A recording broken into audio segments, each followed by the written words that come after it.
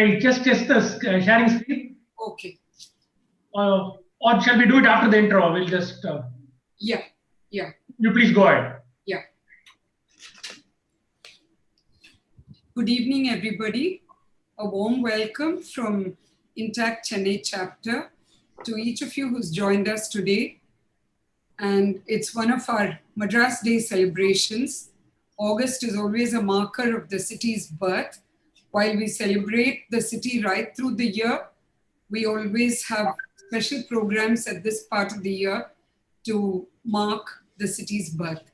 And today we have Mr. Venkatesh Ramakrishnan, who will be speaking on the Buckingham Canal. So warm welcome to Venkatesh and to Elias Koshi, who's going to summarize at the end of the talk and present his observations.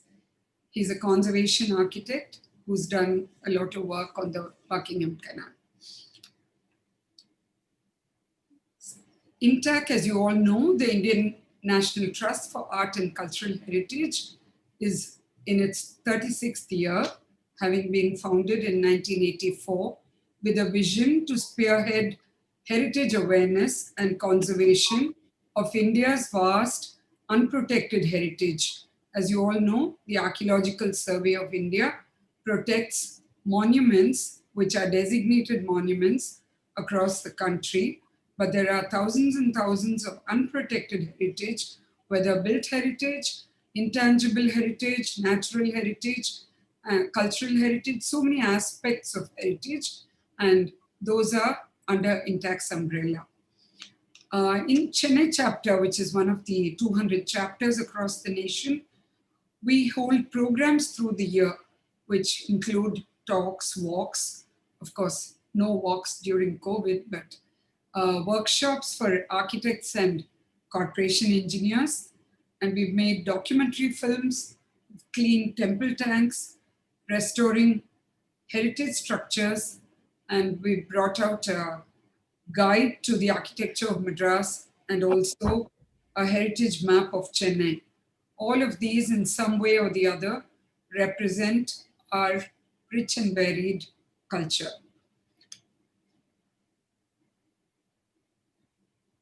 We've created awareness in the city through these programs and brought to focus the significance of heritage in the city.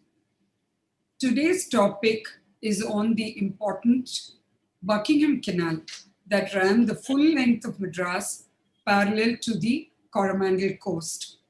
It started in Andhra, in Pedaganjam in the north, and ran all the way down to the south to Marakanam. Constructed in the 19th century, it was a busy waterway used for navigation, carrying food grains, coconuts, and of course people, including famous people like Mr. Olcott of the Theosophical Society and Annie Besant. While the northern section was begun in 1800, the southern section was constructed later, and during one of the worst famines of 1877, the Duke of Buckingham and Chandos ordered a food for work scheme which connected the northern canal to the southern canal. And these segments were connected, and it also therefore brought about the connection between the Adyar and the Kuam, therefore forming the A, B, and C of the city's waterways. Today, Venkatesh Ramakrishnan focuses on the heritage of the areas through which the canal passes. We have palaces and educational institutions, cricket stadia and ice storage, temples and Portuguese structures all along the course of the Buckingham Canal. I would like to say a special thanks to Mr. Manohar Devdas, artist, who permitted us to use his fine ink drawings of the canal and its magnificent boats for our invitation. Thank you so much, sir. Welcome, Venkatesh. I request Malavika to introduce Mr. Venkatesh Ramakrishnan. Good evening, everybody. Can you hear me? Yes. I'd like to introduce Mr. Venkatesh Ramakrishnan as a historian, novelist, and columnist. He's a bilingual author. He writes both in Tamil and English. Kaveri Maindan, the son of Kaveri, is one of his 3 historical novels he's written in Tamil as sequel to Kalki's Ponniyin Selvan. Venkatesh has used social media revolution effectively to get people of similar interests onto 2 platforms, the Madras Local History Group and the Ponniyin Selvan Group. He resorted to crowdsourcing for information on lesser known places and local history. His first exploration was the cultural mapping of the river Kuam, which revealed interesting aspects of history. He's worked on the Adyar River and the Buckingham Canal. He is the recipient of the Vedavalli Memorial Award for Heritage from the TAG Foundation in 2019. Thank you, sir. We are honored to have you here today. Looking forward to your event. Thank you. Just sharing the screen, a minute.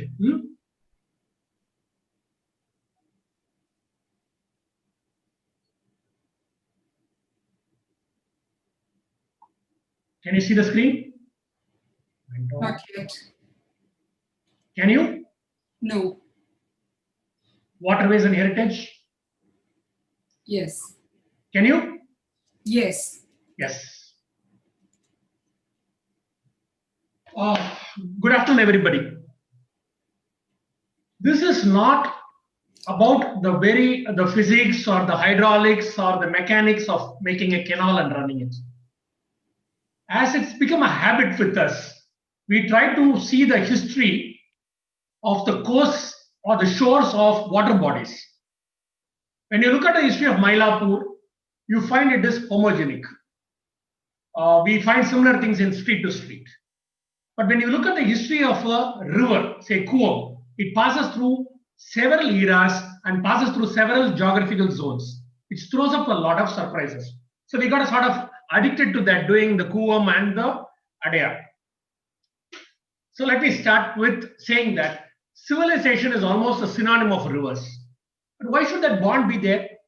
What does water have to do with drinking water's availability have to do with Bharatanatyam dance or your Carnatic music or your silk weaving as culture normally has? Why should art and literature, dance and dramatics and even political thought flourish because of a river flowing nearby? What is the connection?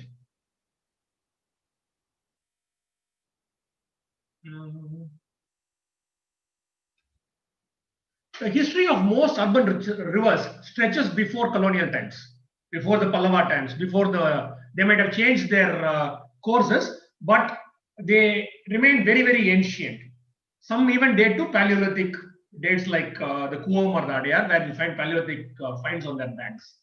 Hence, observation of the movement of culture or the growth of culture along the banks is only the possible study in this link. We can never see like a scientific experiment in physics, introduce something and find out how the results are. But Madras got a chance to do that. What if a waterway is introduced fresh into an established civilization? Say Madras was 300 years, 250 years old when the Buckingham Canal was introduced. Would it not be able to help study the after effects of the socio-cultural attitudes of the residents? I'm sure it would. It's always been debated about the effect of a river has on a civilization. Social scientists wonder if it is just incidental or does the waterway foster prosperity and advance cultural achievement. A rare occasion to study this in action was when a new waterway was introduced within the city. Digging a canal through Madras has its impact on areas around it. From 1880 to 1960, the Buckingham Canal moved goods and passengers right through Madras. Mylapore and Triplicane were the biggest beneficiaries of this trade. It introduced trade, making places like Mylapore or Triplicane the entry point of goods rather than the consumer end. So the business started happening from these places. The accrued prosperity attracted migrants. It gave an increased chance for culture and education to grow. And more importantly, it enhanced a chance. It's a very important point. It enhanced the chance of different layers of a highly stratified society. Tamil Nadu is a highly stratified society, caste and religion. They were all getting together because of business in a small enclosure like Triplicane or Mylapore. It enhanced the chance of different layers of the highly stratified society to interact in a day-to-day for the first time. This resulted in great political realignments, which influenced the politics of Tamil Nadu even today. The study of the impact of Buckingham Canal tells us that there was a more impact, the better impact that it had on the Madras city than either the Coorg or the Adayar River. We always think that the Coorg is the queen of rivers in Madras, on whose banks the fort was formed and all the Indo-Saracenic buildings are there. But the Buckingham Canal, in an indirect way, seems to have influenced a lot of alignments, both economic, social, and political within the city. So this is a painting of Buckingham Canal, and you can see the Kailas Mahal behind. This was in an auction very recently. There's a woman drawing water from the canal, which I think is a very big exaggeration because it is so close to the Coorg, it must have been salt water. Coastal populations are high in India. Population settles a lot along the Coromandel coast and the Arabian Sea coast. And there's a great potential for transporting goods. It was actually happening. What the railways are doing today was being done by the Buckingham Canal. The British decided to do a canal parallel to the coast from East Godavari district to Villupuram. The canal was constructed and was an important waterway in the late 19th and 20th centuries. That is, we're talking about an entire waterway being functioning for 70, 80 years. Madras is a demographer's delight. One who studies population is called a demographer and demographer's delight. In spite of 2 world wars and Madras being bombed in both the wars, the only city in India to be done so, and evacuations that disrupted normal life and supply chains, Madras city grew from 4 to 14 lakhs in 60 years, which was very good at that point of time. How was the city able to supply its population with enough food grain to eat? Firewood. Firewood was a major fuel. There was no gas or kerosene at that point.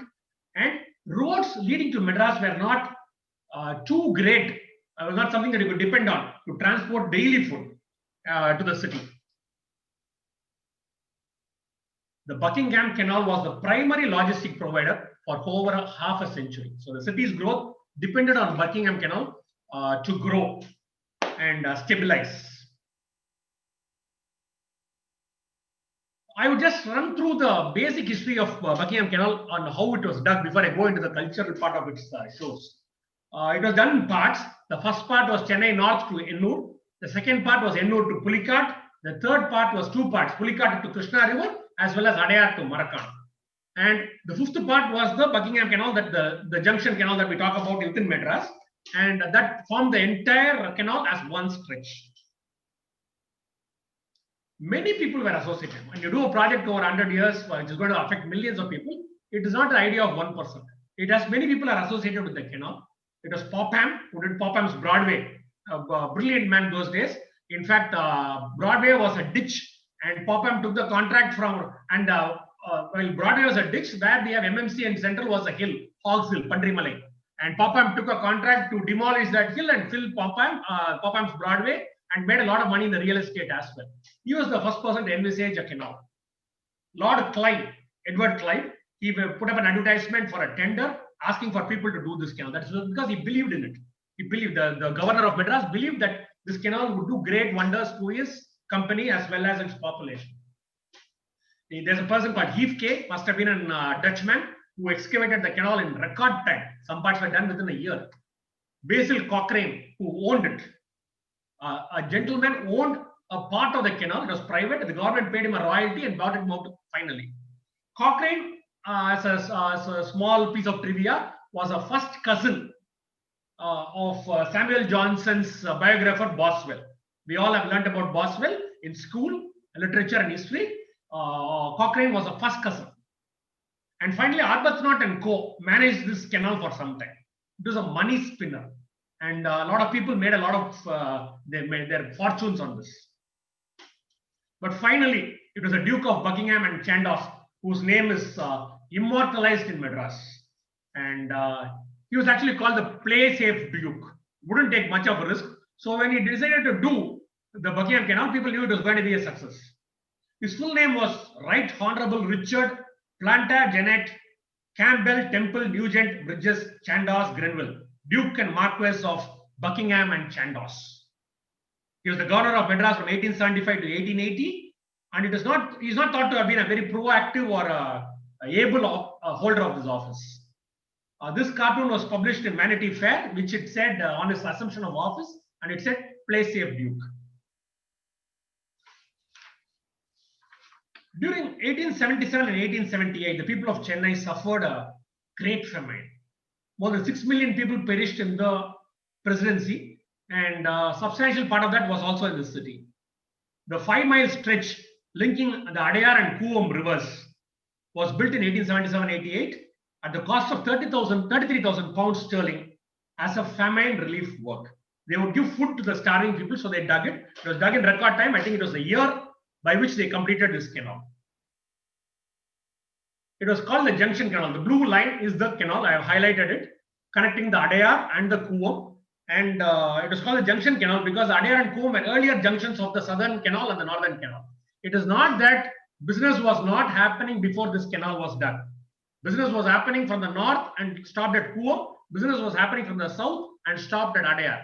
This linkage enhanced the market so that these people from the south could go up to Nellore and for those from the north could go up to Marakkad. There seems to be many existing water bodies, possibly freshwater ponds or salty lagoons, which were incorporated into the canal. This is between the Adayar and the Coombe. Left is Adayar, right is Coombe. You can see the water bodies before the canal was excavated. This long, I am pointing my mouse at this long canal, snake-shaped canal is somewhere near All India Radio. All that has been, I think that should be the St. Bede's playground right now. The most important water body which was linked and vanished or swallowed by the Buckingham Canal was the North River. People assume Coombe was the reason, and I have been guilty of saying that many times, that Madras came here. But I think the Elambur River or the North River, as the British called it, had bigger role. It flowed right into the middle of the fort at one point. Then it was diverted to join the Coombe and form the island. I think this must have given them the fresh water inside the fort or recharged their wells at some point of time. And this part of the river that runs next to the central station, the North River, was incorporated into the Cochrane Canal and later into the Buckingham Canal. The Buckingham Canal is 796 kilometers long. It connects most of the natural backwaters along the coast. We have different types of water inside, some fresh water, some saline, and some drainage water. The drainage water part is in the Junction Canal in Madras. Soon after the completion, there was a shock waiting for the people. It was found that it was fit for navigation only during high tide, when the water was high, and only small craft could go. This state of affairs started an entire reconsideration of the full plan, and between 1883 and 1891, floodgates were installed. Just like what works in Panama, you could go to a video, browse for a video on YouTube for Panama canals and see how the floodgates work, the locks work. And floodgates and diversion canals in some places were added. By the end of 1897, locks had been constructed along the whole length of the canal and ensured that the canal had at least 4 feet of water even during low tide.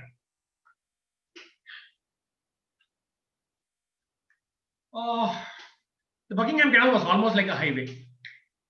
So it included milestones. This milestone, I should thank Benedict Xavier, architect. I picked up his photograph, a milestone, and it had toll stations. People would be just like you pay toll on the roads today, you have to pay toll. And there were travelers' bungalows on some places on the sides of the canal. And there were inspectors who used to separate boats, go up and down the canal and inspect, just like your railway inspectors. The government even passed a Ferry and Canal Act, which passed rules on how to transport and what to transport and the size of the boats. And one rule that they had is lights in front of the boats were necessary when traveling in the night. This canal was also called by several names: Cochrane's Canal, Lord Clive's Canal, East Coast Canal, and finally the Buckingham Canal, has been imprinted in history and in our minds. There were several types of boats which went here. I am not doing a comprehensive study on that. Some of the boats were 85 feet long. Some were smaller. The Madras top boat, the Madras open cargo boat, principally employed in the firewood traffic and the shell traffic. They were doing the shell for the limestone. The northern cargo boat called the dinghies, and the northern Radari boat, which are the passenger boats. We have some travelers' accounts on traveling in this canal. Some are positive and some are negative. As Sujata said, we have Olcott and Annie Besant going. It has been an annual holiday affair for the Theosophical Society schools to go on a 3-day trip to Mahabalipuram via the Buckingham Canal and describe it. But this gentleman is Lear, Edward Lear, the Limerick writer, who even made a limerick about Madras and Nass, and he says the canal boat is covered and low and not all that too comfortable. I doubt if I can bear being inside for long, yet must go. Tracking along the canal is quite work enough. No sail has been put up. That means somebody is pulling the canal from the banks. Only when there's a wind, they put up the sail. I can see a distant line of cocoa trees and flat green fields near at hand. I can see beautiful parrot green foliage of coconut trees and bamboos on the water's edge.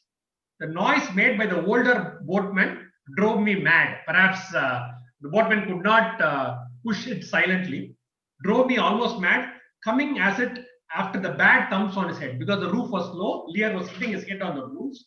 Moreover, the boat leaks and creaks. Very nearly, I am on the point of ordering it around. He wants to get back to Madras. But then a fair wind has started and will carry me through to my destination. So he draws a lot of sketches of Mahabalipuram. The bottom left is of the pagodas, or more so because it is from the river, it must be that Pidari Radham, the unfinished Rathas at the edge of the Buckingham Canal.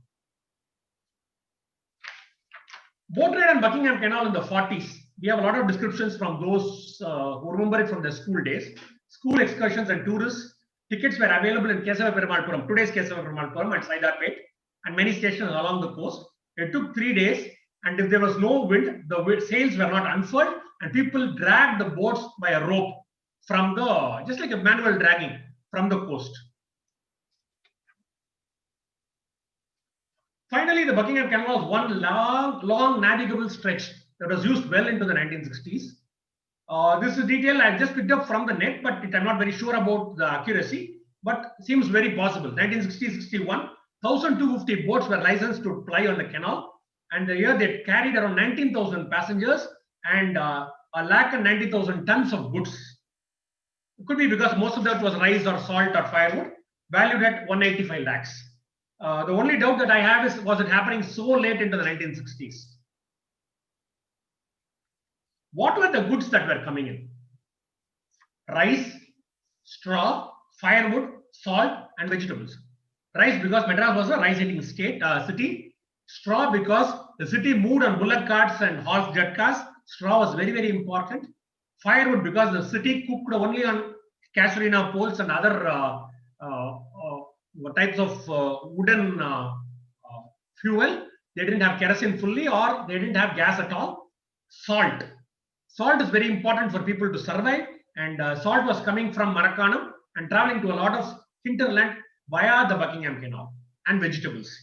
People within 50 to 100 kilometers started growing vegetables which could be transported, and there's a big market for vegetables in Madras. A lot of people within the 50-kilometer radius of Madras and within the proximity of the Buckingham Canal made a lot of money, we can guess. Some other things were also transported. Indigo was transported from Nellore side when the canal was extended beyond the Durga Rajapatnam in 1856. So this is indigo from it's a display in Smithsonian Institution, but we do get a lot of indigo powder here for sale as well. And indigo is something that the British valued for the blue and violet color. And we had a lot of riots and a lot of freedom movements based on indigo. The Buckingham Canal was used to transport indigo perhaps to Madras, from where it was shipped to Europe. This is the Thannithurai market near on Rayapeta High Road near Vidya Mandir. Thannithurai means port on the water. So it is so Buckingham Canal already started giving the port status to many places. Thanithurai market was demolished recently, but it was situated on the Buckingham Canal off Lusk Corner. It sold produce brought from the land as well as boats plying in the canal, which originated in South Andhra Pradesh and Marakanam side. The Thanithurai literally means water port. The market is a century old and initially belonged to Madras High Court Judge Bashi Mayenga and eventually was bought by 18 vegetable vendors. And nowadays it's a big flat next to that Anjaneya temple on Rayapeta Highway. Salt Kottars, Kottaram, Kudaram, Kottaru in Telugu means a godown. So salt has to be stored. Salt is quite easy to make when you have a sunny climate, but very tough to store when it is monsoon. So the person who can store salt actually can multiply his capital many times. So Salt Kottars must have been a storage spot on the Buckingham Canal, just behind the central station. It was storage for salt coming from Marakanam to be traded when the market went up. The canal actually increased the status of salt making to a large scale industry because of the increased market. The market increased over 600 kilometers, and from there the interland. If salt could travel, say, 100 kilometers inside, we're talking about a market of 60,000 square kilometers where salt can be sold. So salt making became a very big business in Kovalam, Marakanam, many parts up to almost Pondicherry. We used to even have a salt commissioner, a salt customs officer who used to have an office at Marakanam to check the boats. We also have a lot of incidental history. Ice House is one such incidental history because we're looking at all sorts of buildings on the banks of Buckingham Canal. The Ice House was almost closing down when the Buckingham Canal was starting. So no ice was transported on this, but this building is a very important part of Madras history. Ice House, the ice business, the frozen water business as it was called, collapsed with the invention of the refrigeration. It is a seafront building in Madras which proudly flew the American flag for several decades. There were just two buildings which flew the American flag on the beach road, perhaps even entire Chennai. The other one was the Consul's office, which was in Parry building. As early as 1833, ice came to Madras and changed desserts on the dining table forever. It also lowered to a great degree the homesickness of the East India officials and sustained their empire building exercise. It was on the way out, as I said earlier, when the canal was being excavated. Nearly 150 tons of ice cut in blocks from frozen Boston lakes 4 months earlier in the year arrived in Madras after crossing 2 oceans and the equator twice and losing almost a third of its cargo. If you bring in 150 tons of ice, you would end up with 100 tons of ice in Madras. The ship would stop 2 kilometers away because there was a sandbar which was preventing them from coming in. There was no port at that time, remember? They would dock exactly opposite the building. The customs were normally waived because of the goods were perishable, and boats would transfer the ice to the shore. Coolies would then carry the ice to the basement of the ice house, which was a double-shell structure and could hold 150 tons of ice. Perhaps Tudor was wondering one day his ship could bring the entire load of ice intact. Each cargo made $3,300 of profit for Tudor, which was phenomenal those days. 1833, we are talking about 200 years back, somebody making $3,300 on a single shipload. Though it is not associated with trade, I would also mention that this was later after the debacle in which ice industry went down.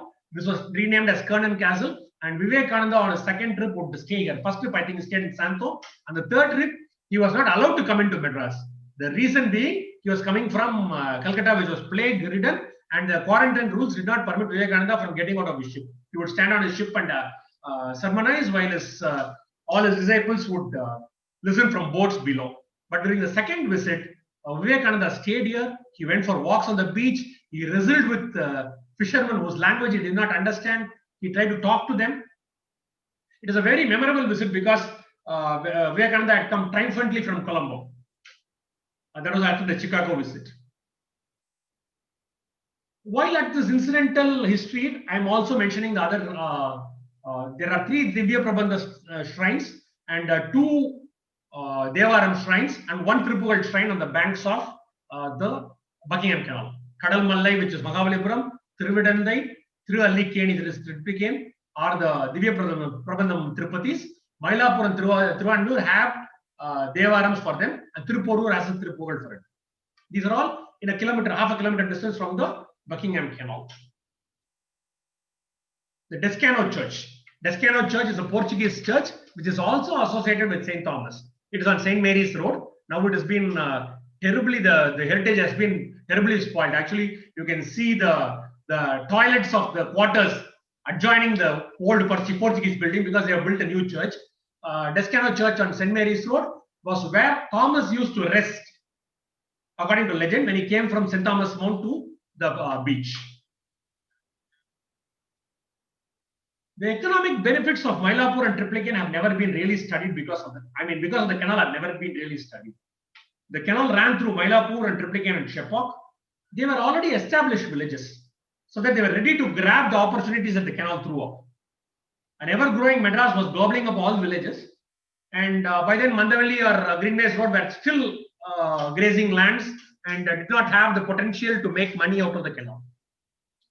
So Mylapore and Triplicane especially made a lot of economic wonders with the canal. But more than the economics, it was a cauldron of caste. Castes are very equally divided in villages by streets. And there is no mixing in the 1850s and 1860s. The canal threw together people in a cauldron. In Triplicane, you had to have people coming in from outside who had to transport the goods, who had to deal in goods, who were the commission agents, who were the buyers, transporters, consumers, people who educated them, people who were who ran the temples for them. Everybody was put into a small 4 square kilometer or 5 square kilometer radius. Increased economic activity changed the setting of Triplicane and Mylapore. Till then, a sleepy town. People from all strata of society had to mix on purpose in the interest of economy. This set the sparks flying. The Dravidian movement has its origin in Triplicane. Very soon after the Buckingham Canal started working, boats started plying. Historians would say the most powerful movement in Madras, which still controls the politics today and has been the headlines for the last 100 years, started from a hostel. The traditional hostels and hotels of Triplicane were run by the Brahmins, who would not allow the non-Brahmins to use them. In fact, somebody had to show their holy thread to even get in. Uwe Swaminarayan mentions it somewhere that he himself was asked to do it.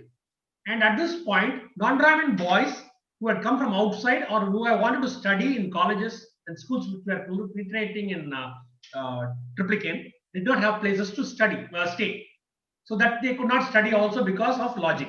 So Nadesan, a lawyer at that time, starts a hostel. It's a non-Brahmin hostel. And boys are staying there. And at that time, Nadesan, for the evening activity, engages them in political debate, political classes as well.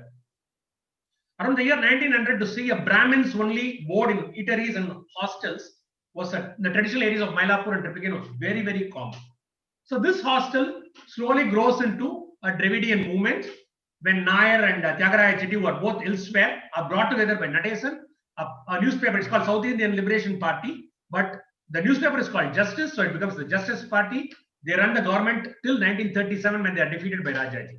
So even today, the DMK, the DK and the DMK are offshoots of the Dravidian movement, and Triplicane has a big role to play in this.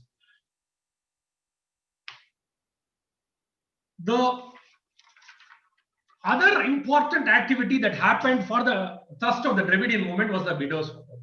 It was a remarkable piece of activity by Sister Subbulakshmi and the Brahmana widows' hostel.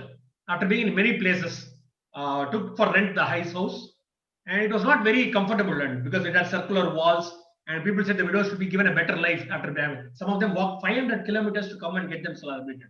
But once here, they were very happy. They performed plays, they learned to swim in the sea, and even played badminton.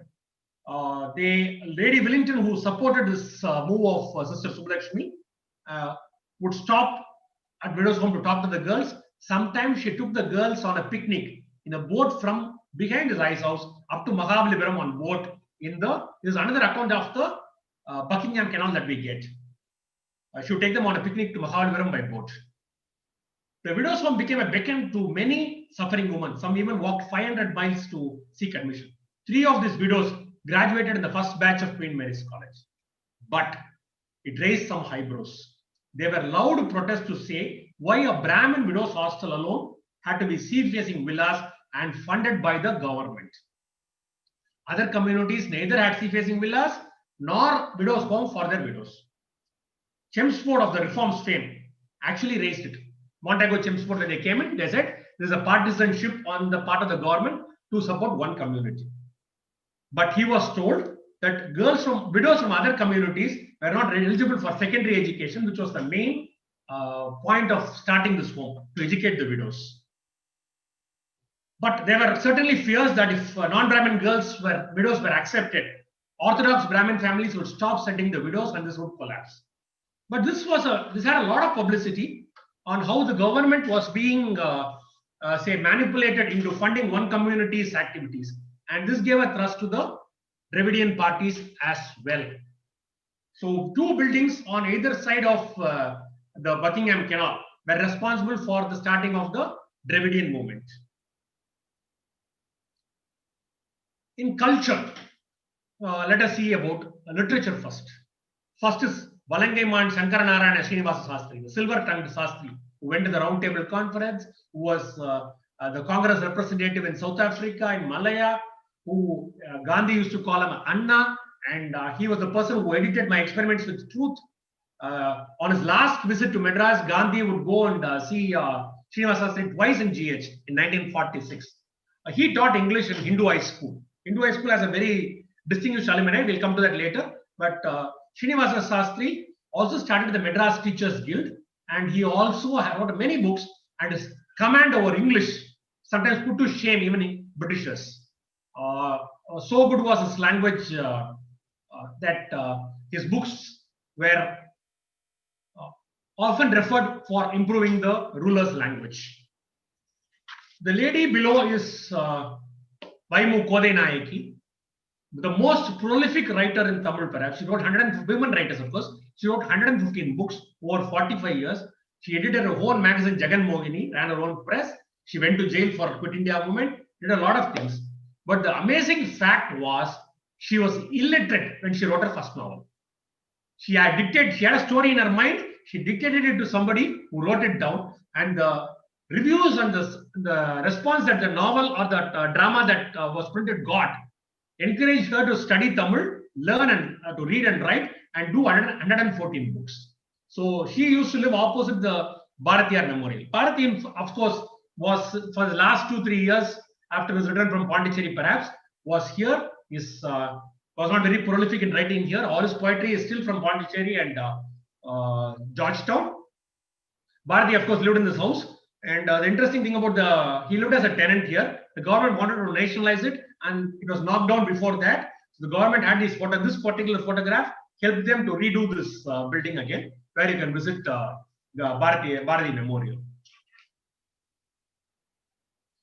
Music and sabhas in Madras did not start in where it is, you can find it these days. It started in Triplicane, or at least it started in Georgetown and started in Triplicane. The oldest surviving sabhas are, of course, in Triplicane. And the sabha actually took over the baton of Carnatic music and performing arts from the zamindars or the minor kings who were the patrons for it. Once they vanished in the late 1800s, the sabhas had to be organized as a matter of need to keep this arts alive. So Rajaji would say Sri Parthasarathi Swami Sabha has been one pioneer in the renaissance of Carnatic music and Bharata Shastra in South India during its long continuous career of usefulness. It has taken every opportunity to cultivate sound taste and to encourage worthy exponents of the musical and dramatic arts. The Parthasarathi Swami Sabha was started in 1896 in a place called a Blue House of Manni Thirumalacharya. Then it was registered. Of course, when it was started, it was called Sangeet Vidvat Sabha, but then it was changed as Parthasarathi Swami Sabha to honor the patron god of Triplicane. And it was held in a house called Blue House in the South Mada Street. It's a corner house from a Blue House where kacheris were held in an individual house before it moved to different locations. The other important art form that was encouraged in Triplicane was the Harikatha. It was a musical way of telling the ancient stories of India. This is Saraswati Bai. She also performed here. And Hindu high school seems to have had its own small sabha, which rated up. The sabhas did not have the money to build their own auditoriums till 1950s. Even Music Academy built it only in 1951-52. So schools were ideal places because the evenings were free and the halls were big. Even on Mint Street or Georgetown, we used to have schools which supported the sabhas in the evening time. So Hindu high school supported a sabha and also Harikatha for a long time. This is the Senate House of the, exactly almost on the point where the Buckingham Canal joins the sea, joins the Coombe River rather. It is Indo-Saracenic architecture. Chisholm, who won a competition to build this at the Presidency College, won a prize of 3,000 rupees among 17 entries. One of the earliest architecture competitions in India. And so he was transferred from Puri to Madras. He changed the skyline of Madras with red colored buildings. He would also change the skyline of Baroda with the biggest palace, a palace bigger than Buckingham Palace, the Lakshmi Vilas Palace. He would also do a museum in Trivandrum. And Chisholm would introduce his Indo-Saracenic architecture. Saracen means a Muslim. Indo was representing the Hindu. And there are not many Hindu elements. So at 40 feet, when you go to Senate House, you can see lots of gods. You can see Muruga, you can see Nataraja, you can see Krishna, you can see even a man cutting off his head, which is a ritual statue we find in a lot of temples in South India. A man cutting off his head to assure victory in a battle or for the betterment of society. And Chisholm picked up all these designs and made those statues and put them at 40 feet height. This is a panoramic map of Chepauk complex. The Chepauk became a very important focal point because a lot of people, there was not much development within the fort. The government needed another office, the private sector needed another office, another area to develop the office. It needed to be close to the fort as well. This is a panoramic map of the Chepauk complex. This was exactly when the College of Engineering, which is now in Kottapuram or Gindi, was there. This college started as a surveyor school. The oldest college outside Europe, engineering college. It was started as a surveyor school for orphans within the fort and then moved to Chepauk and then moved 100 years back to the banks of Adyar. So along this, we can see Presidency College, we can see Ghosh Hospital, and we can see the cricket ground within the Buckingham Canal running in between. This is the Kalas Mahal.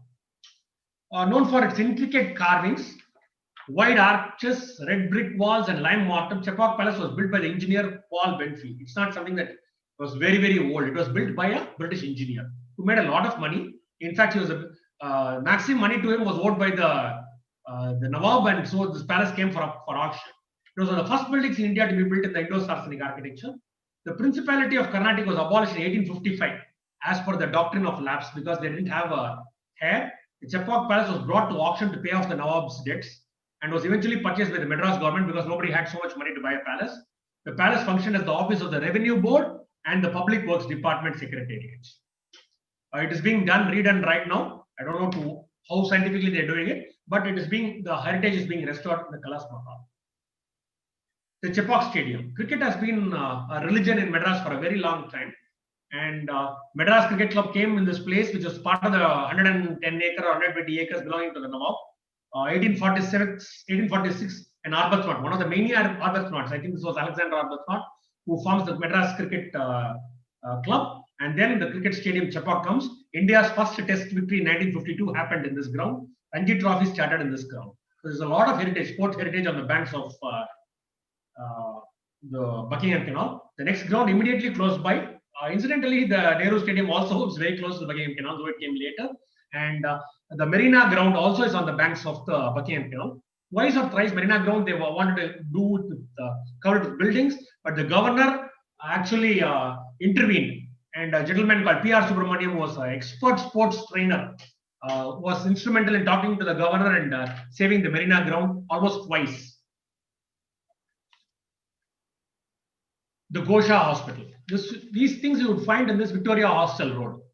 The government Kasturiba Gandhi Hospital was founded in 1885 as the Royal Victoria Gosha Hospital. The name Victoria was Mary Scarlett, the first woman doctor, first person to be admitted in Madras Medical College, knew Victoria personally. Victoria would call her and talk to her about India. Victoria was very concerned about her dominion. And it is said that Mary Scarlett directly talked to Victoria and got the permission to name this hospital.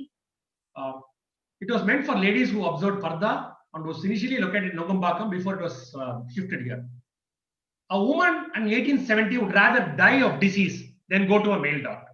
Especially those who wore the Pardas, they would rather die. The mortality rate of women was very, very higher than men.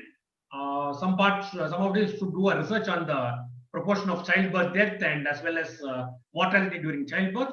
And Gosha Hospital was the first started for these women who were wearing pardas. Of course, a lot of these zamindars, including Raja of Venkatagiri gave the money. It was built in Indo-Saracenic style, and the hospital moved in. The government took it over in 1921, and today it's the center of excellence for reproductive and child health issues. It's a premier institution in the field of urogynecology. And of course, the building which gives a name for the road, Victoria Hostel. It stands opposite to the hospital. It was built in 1900, Indo-Saracenic style, a typical red color building. And Nambarmal Chetty built it from bricks from his own chula, from his own brick making unit in Chulaimede.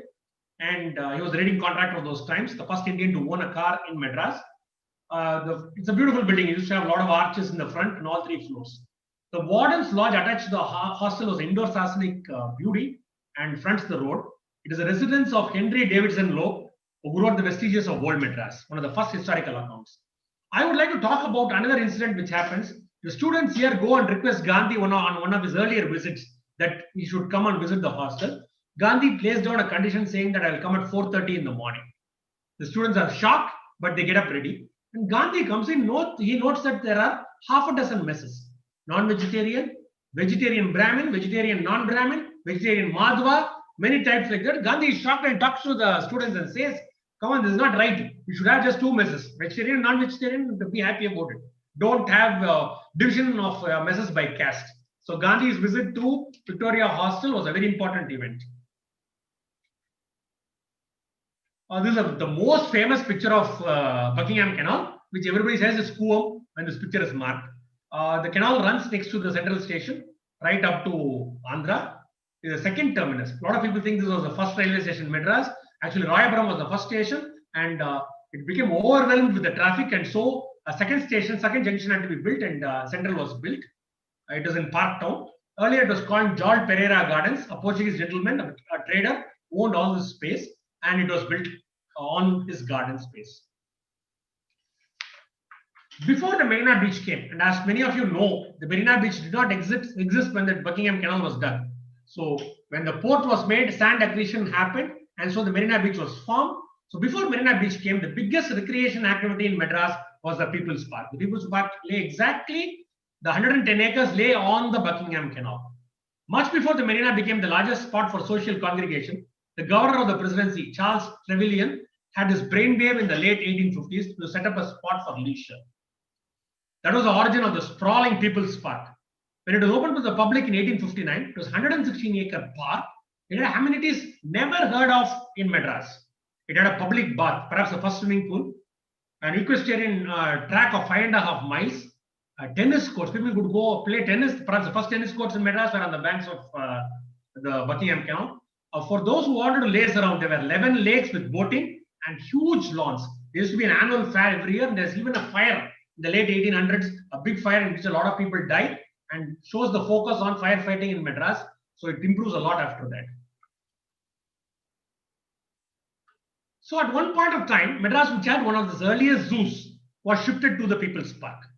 So People's Park had a zoo. It had Victoria Public Hall where it had dramas, and it also had a park. The zoo was earlier in the museum grounds. Balfour started it.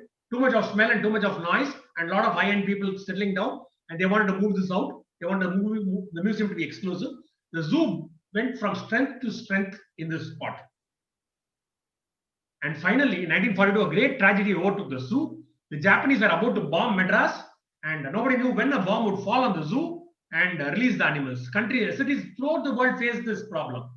Some cities like Berlin did not kill its animals and was bombed by RAF, and street-to-street hunt was organized to kill these dangerous creatures. So in Madras, what happens? The date is set for killing the animals, and Malabar police comes in, and the corporation commissioner or corporation mayor Chakkari Chetty begs zoos across India to take the carnivorous animals even for free. but nobody wants to take it because they also have the same problems. Japanese bomb, no fodder, no manpower. So what exactly is happening is the Malabar police is brought in, and all the tigers, the lions, the bears, or the panthers are shot.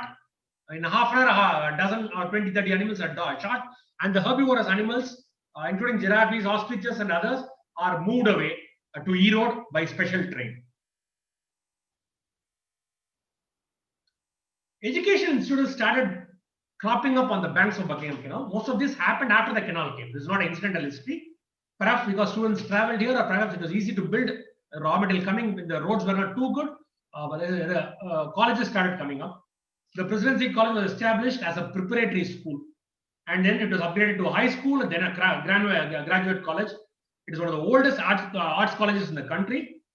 In 1870, it moved to this site. Almost, it's a twin of the Buckingham Canal. And it had very distinguished alumni.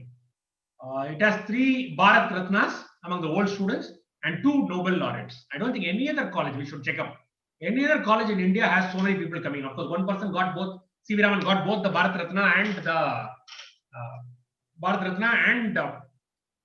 the Nobel Prize. But totally, on total, it has 2 Nobel Prizes, Subramaniam Chandrasekhar and C.V. Raman, and 3 Bharat Ratnas. I think C. Subramaniam, Rajaji, and C.V. Raman got the Bharat Ratnas, the highest possible civilian award in India. Queen Mary's College, that is Dorothy de la Haye. In 1914, the historic Madras College for Women, it was called, and Queen Mary would take 2 years to give consent to add her name to the college. It was the second oldest college in the presidency, first being Lady Doak, but it was the first women's college in Madras.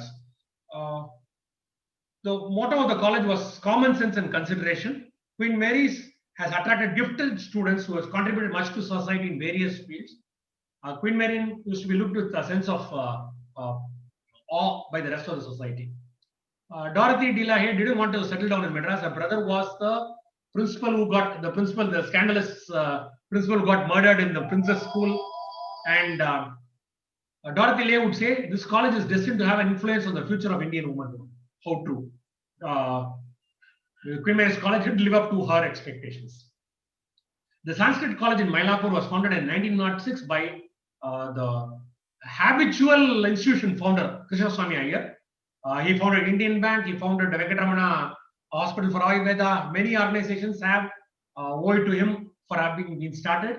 Krishna Swami Iyer was a former judge of Madras High Court. He was also a member of the Executive Council of Government of Madras. That time, the sense of loyalty was very, very undefined. So, Krishna Iyer was very, very loyal to the British Emperor. Actually, he actually enlisted a poet, Suri, I think Lakshmana Suri, to write 100 songs.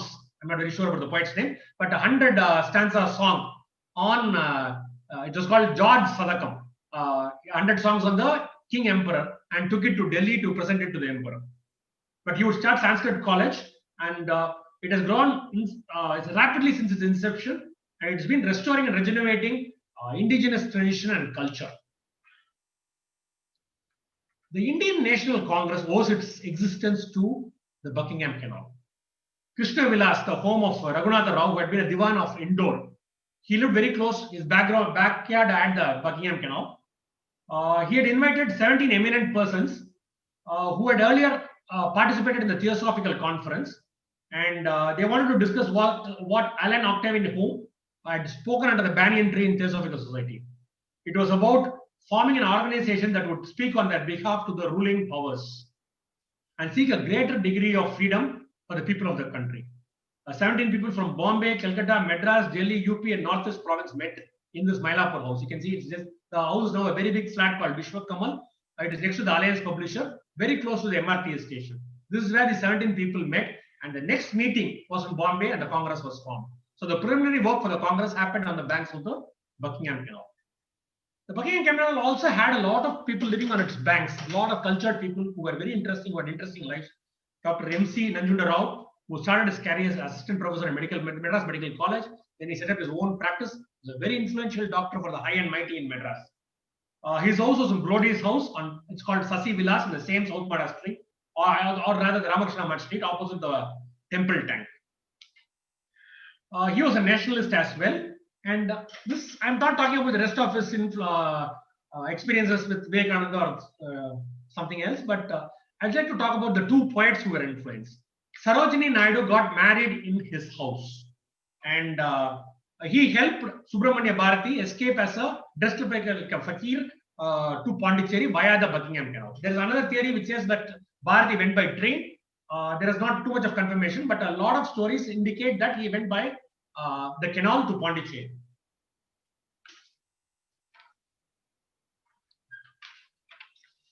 Sarojini Naidu married Mutyala Govindaraju Naidu. It was intercaste marriage, a lot of opposition, but the marriage happened in the house of Nanjundara.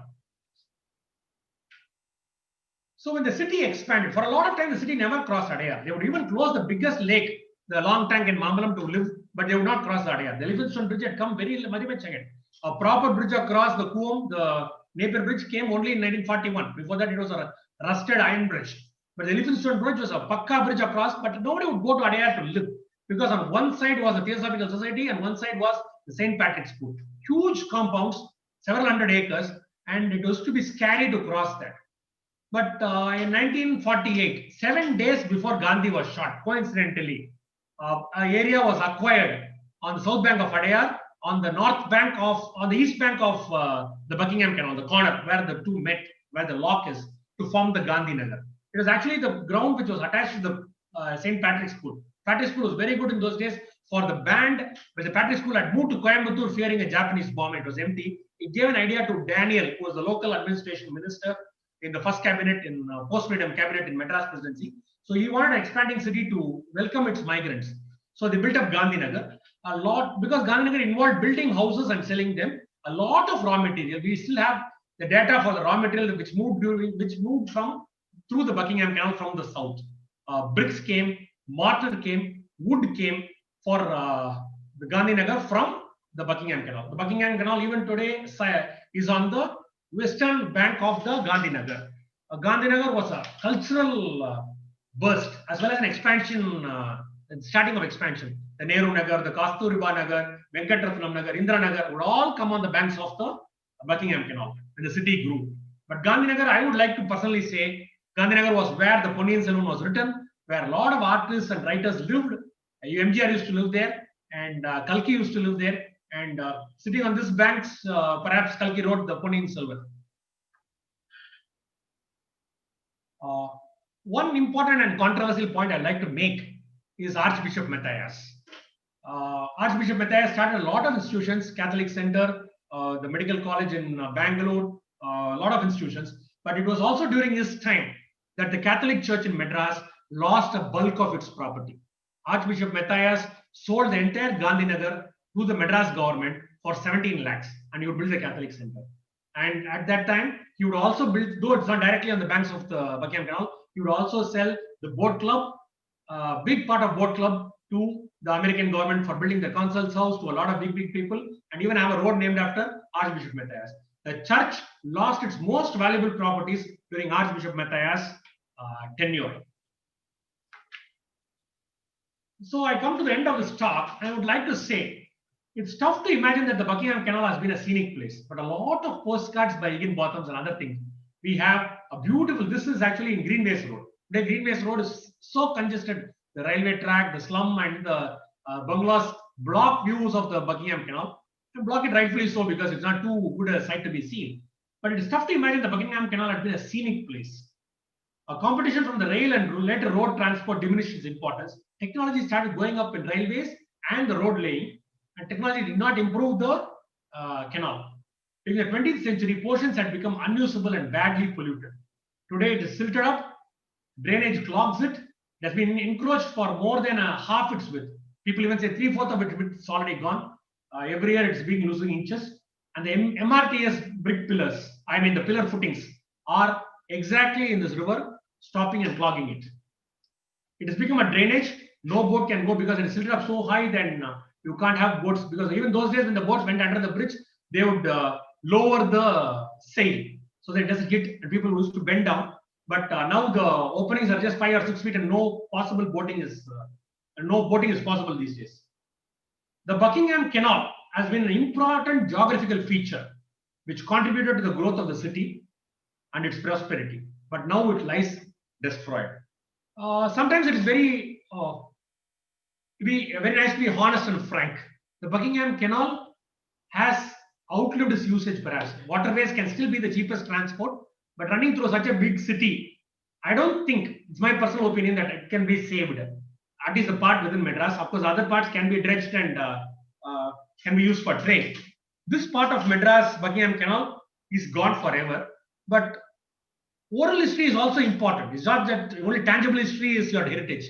Oral heritage. People should remember the stories of Buckingham Canal. People should record it.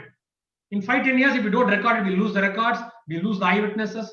And so local history gathers an importance and crowdsourcing gathers an importance. When people gather together in crowds and discuss an item of common interest, a lot of new things do come up. Somebody might have an interest in Bharati and Buckingham Canal comes in. Somebody might have an interest in Presidency College and Buckingham Canal comes in. If we consolidate all of this, a comprehensive history of the Buckingham Canal can be done. Thank you so much. I'm through, Sajata.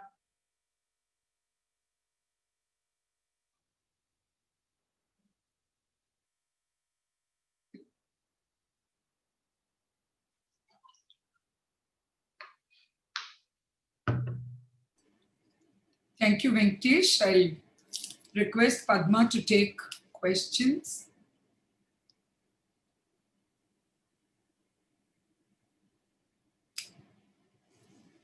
If anybody has any questions, could you please share it on the chat.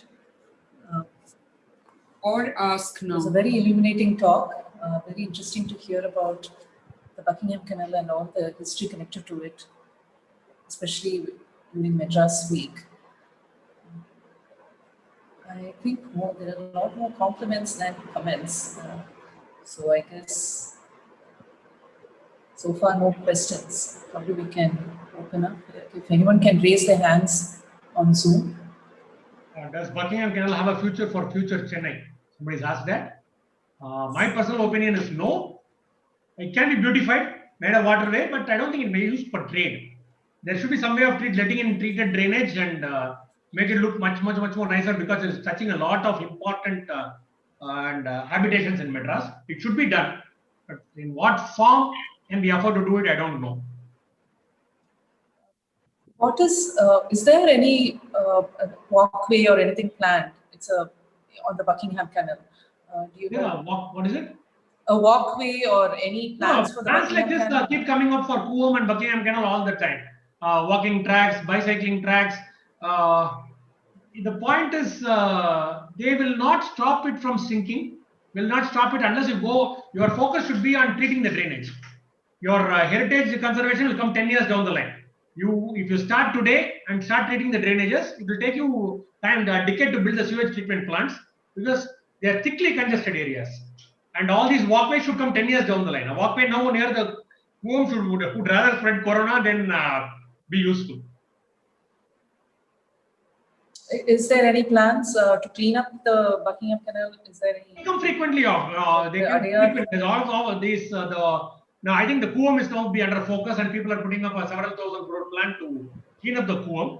But none of these plans have worked out. The first plan to clean the Coombe was in 1930s, and nothing has happened.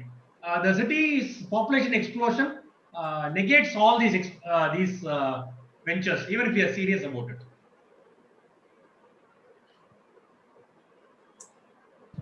Thank you, sir. Thank you for a very illuminating talk. I really enjoyed it. I'm sure everyone did. There are a lot of participants, over 100 participants. I wish to thank somebody. 1 minute, I'll just thank somebody. Hemachandra Rao has done immense work on Buckingham Canal. The history of Buckingham Canal, the hydraulics of it. He has traveled from, we are all textbook historians. He has traveled physically at his age from one end of Buckingham Canal to the other, seen it visually. There are a lot of people. Xavier Benedict has done immense work on the Buckingham Canal, on the Pulicat Lake. I would like to thank all of them for opening this information. What I did today was just consolidating them into 1 hour, so that it will interest a lot more people to go deeply into this. And none of these photographs were mine. They were all from the Madras Local History Group or from the press. I wish to thank everybody, and this is fair use, so I think you'll pardon me. Thank you. I hand over the mic to Soumya. Just adding on to that, Mr. Hemachandra Rao has a wonderful museum that he's set up. He even has a miniature, a scaled down boat of the kind of boat that plied the Buckingham Canal, which you don't see in too many photographs. In fact, Mr. Manohar Devdas's sketch captures that in good measure, but there are not too many photographs of that period. And Mr. Hemachandra Rao's museum is a great treat for children when this COVID blows over. I encourage parents to please take their children and visit, and maybe teachers can take groups of school children. It's an amazing museum. Thank you so much, Mr. Hemachandra Rao. He's listening on YouTube. He's not here on Zoom, but one day he will also be able to share his thoughts on the canal. Vincent is another person who's gone along with Mr. Hemachandra Rao along the length of the canal and has done great work discovering it along the way. So thank you, Venkatesh, for throwing light on some of the interesting facts along the river. And I hand it over to Soumya to give the vote of thanks. On behalf of Intact Chennai chapter, I take pride in thanking Mr. Venkatesh Ramakrishnan and for giving us their time out of their busy schedule. Mr. Elias Koshi was supposed to give some comments. Yes. Is he? Yeah. So I thank him also for giving us his time. Thank you, Mr. Venkatesh, for that ride down the memory lane. And it did give us a sense of identity and belongingness when we understood the historical perspective of the canal and the way it connected our industrious people on its banks, in spite of the social stratifications. Also, your mention of incidents connected to the landmark structures along its route enriched our learning experience. A special thanks to Mr. Manohar Devdas for making the talk more illustrative. Removal of encroachments along the canal has been a challenge to eco-restoration project proposals along the canal. We are happy to see that after much meandering, now the beautification and urban forest projects are afoot in some banks of the canal to paint its banks green. Now, this is a long time coming. We will be able to appreciate and support this restoration drive after you canalized our minds to make a maneuverable path to protect this man-made resource and its cultural heritage. Lastly, I would like to thank the participants for showing interest and our convener and all our team members for making this happen. Thank you. Koshi, we're very honored that you're here with us today. Elias Koshi is a conservation architect, and he worked with Intact on listing and documentation projects while even he was doing his master's in the School of Architecture and Planning. And he went on to the University of York for a degree in conservation studies on the Charles Wallace India Trust Scholarship, and was a resident architect at Dakshin Chitra for 2 years when architect Laurie Baker's dreams were being initiated into construction. He's currently a practicing architect and has done study on the Buckingham Canal. And we're very honored you're here, Koshi. We welcome you back into the into Intact's fold after a brief hiatus. Thank you for being here. Can we hear your comments, please? Thank you, Sujata. Let me first thank Mr. Venkatesh Ramakrishnan for this enlightening presentation. I think there has been so much of knowledge and so much of research which has gone into putting this together. It's one thing to have knowledge, but to actually connect it to relevant incidents and relevant happenings in history, and that too from various contexts. I think it's quite a challenge, and I think he's done a great job in this, and I think we're all enlightened by what you have given. In fact, some of these visuals and pictures, I've almost spent about 30 years to try to see vestiges of Madras, and I can see some of these common pictures, but then, some of them which you had shown, I've never seen anywhere at all. So I still feel that there is so much more which is hidden, which we should unearth and try to find out about our history. Now, coming back to this, the Buckingham Canal, Sujata, I just want to correct you on one thing. Actually, I have not done much work on Buckingham Canal. In fact, hardly any work on Buckingham Canal. The work that I had done was on my thesis, which was the Coombe River. My thesis was on the Coombe River, so I know Coombe River right from the Kosataleyar up to the the sand which is there near the Napier's Bridge. But of course, it was a very similar learning experience for me when I was in college, and that really took me to a lot of interest, because when I was studying the river, I came to know about all these landmarks besides it. And in fact, you find that most of the landmarks at that time faced the river. But the most unfortunate thing right now, what is happening is they're all turning their backs towards the river. So you can see the difference. So incidentally, I want to, let me just complete what Mr. Venkatesh Ramakrishnan had said. I was in fact noting down the points which he had listed out. He had taken us through a whole, entity of things, like, say, for example, right from the history and the evolution. He went into the physical connection of the river itself. From there, he went to the socio-economic importance of the river, the trade which happened, and the religious activities, the political activities. Now, all these actually say that this river had a prime position in the history of the city. Now, one thing about the history of the city is that now the location of this river also becomes very important. Now, probably this river gained so much of importance because it was flowing near the White Town and the Black Town, which was the first development which happened in and around Chennai. So maybe this gained so much of importance because of its location, and also because it was nearer to the seashore. So there might have been many points wherein the sea was also accessible to this canal. So that could have been. I mean, I'm just thinking aloud. It could have been because of that also. And to get a kind of connect in all these things together, I think there is this river should be seen as a strip of a magnet, which is connecting so much of culture and political, and even to the extent of personalities. He was talking about personalities who used to choose to live by this riverside. So I think it's a wide variety of culture, socio-economic, political, economic, and all these things, activities which he has connected together. I think it's a very well-researched presentation that he has done. We've learned a lot out of this, and one thing about the future of this river, again, I'm just wondering is, Mr. Venkatesh Ramakrishnan mentioned that it may not be, it is not possible, but I hope, and I sincerely hope, that we are able to see at least a part of the river. Now, in Central Station, it's been covered.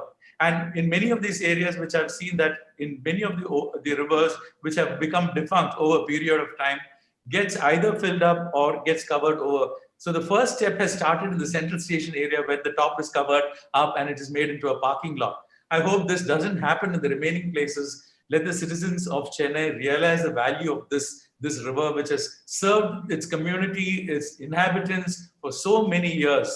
And it has made Chennai, in fact, Madras, a thriving place for both administration as well as for economic activities and trade activities. So I would like to, my intention was basically to summarize what he was trying to say. And I can see that now this shift is happening. I mean, because we had these connections happening in the, you will find that in most of the places that, even if you see places like Kerala, you have a river running, and then you have a lot of houses and a lot of developments facing towards the river. Now, so the reason is probably because transportation was much more easier. and that was the better mode of transport during that time. And now we find faster modes of transport, which is diverting us away from the river. So we're losing out on the thought of this. So probably we should look into ways, technologies can look into ways where we can spruce up these rivers and make them also effective modes of transport or navigation, so that these don't lose out on its prominence and its significance. So this is one thing which I hope would happen. And I'm still optimistic about this river. I wouldn't really roll it out. And I hope this, right now we were talking about the history of this river in the main city, which is the city of Madras. And I would say that it should extend even beyond that up to Nellore and even beyond Marakanam. And we should establish that entire length in which through which it gained its importance at the time when it was actually famous. Thank you very much, Mr. Ramesh. Thank you, Sujata, for actually inviting me to summarize on this. It was a great experience. Thank you. Thank you. Just want to also say that Buckingham Canal was one of Mr. Muthiah's pet peeves. And, being Madras Week and Madras Month, if he were here, I think it would have been a topic close to his heart. So it just brought that memory back, and I thought I'd share that. Infrastructure projects and what they do to our waterways is something that we need to consider before we draw a line on the map of Madras and say, here's an infrastructure project. So, years and years of effort goes to naught by one, stroke of, shall I say, thoughtlessness. Thank you so much.